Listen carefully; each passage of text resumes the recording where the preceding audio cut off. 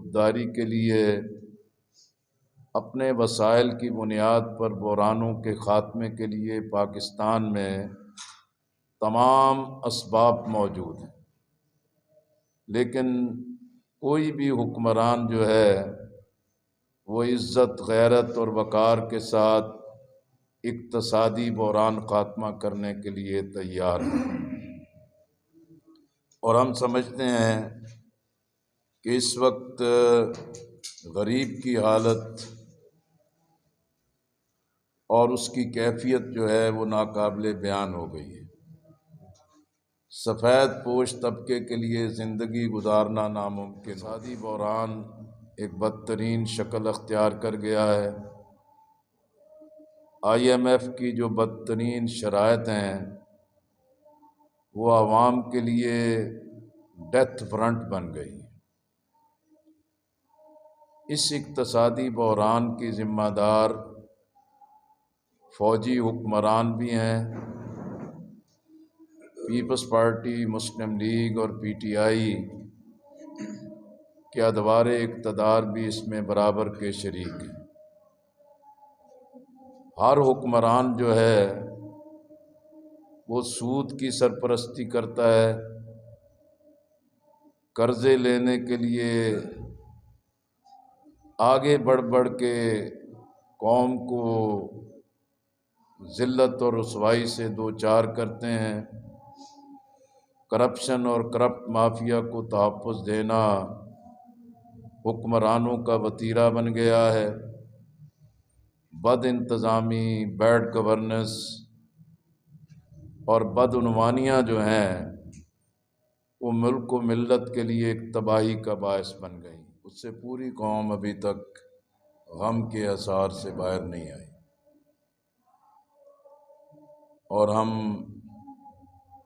شہداء کے تمام خاندانوں کے ساتھ اور جتنے بھی زخمی ہوئے ہیں ان سب کے ساتھ اپنی محبت کا، عبادت کا اور یکجہتی کا اظہار کرتے ہیں۔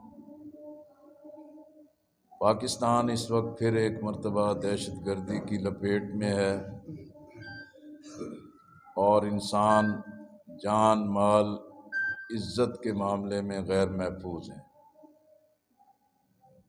اور یہ حیران کن ہے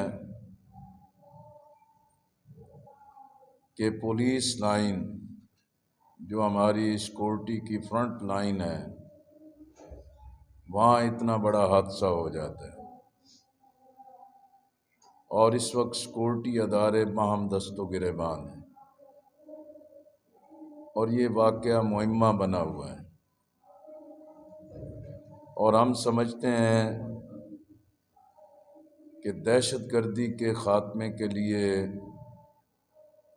قومی ایکشن پلان پر پوری قوم نے اتفاق کیا تھا، لیکن اس پر جب سے عمل چھوڑا ہے دہشت گردی دوبارہ پنپ رہی ہے۔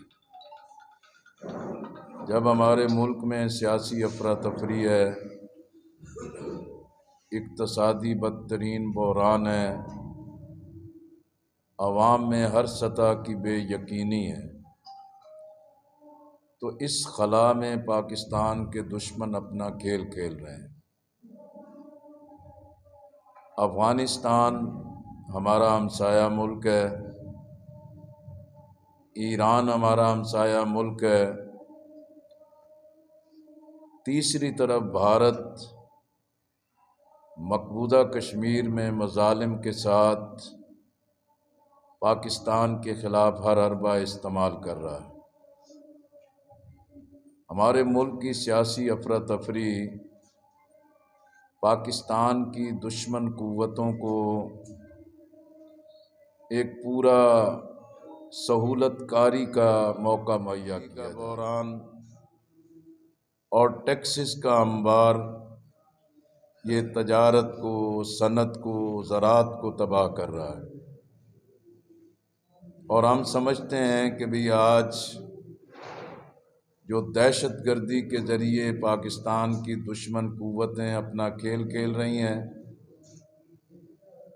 اور پاکستان کے حکمران IMF، ورلڈ بینک اور عالمی استعماری اداروں کے سامنے جس طرح بے بس ہو گئے ہیں، اس کے مقابل کے لیے سیاسی قیادت اپنی انا، ضد اور ہٹ درمی ختم کرے، تمام سٹیک ہولڈرز کو ایک پیج پر آنا چاہیے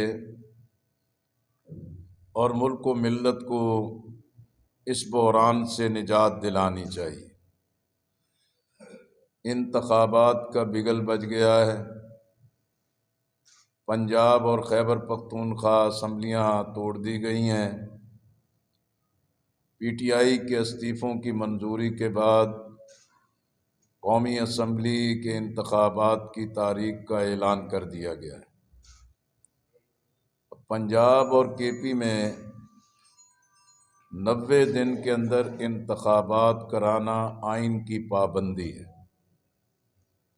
اور جو حکومت اس حد کو پار کرے گی وہ آئین کی خلاف ورزی کرے گی۔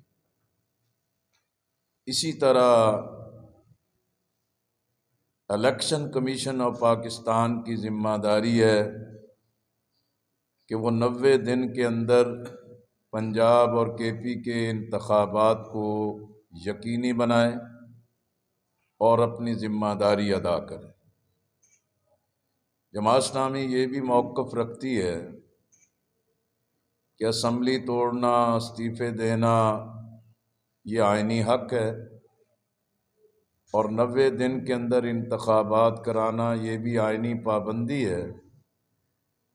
لیکن اگر ہم 2013 کے 2018 کے انتخابات کو دیکھیں جو متنازع تھے، جس کی وجہ سے سیاست میں آج تک ایک افراتفری موجود بھی متنازع ہوگا، بے یقینی سے دوچار رہے گا، اس کی شفافیت اور غیر جانبداری پر سوال کھڑا ہوگا، تو آئندہ آنے والے 5 سال بھی ملک کی تباہی سے دوچار کریں۔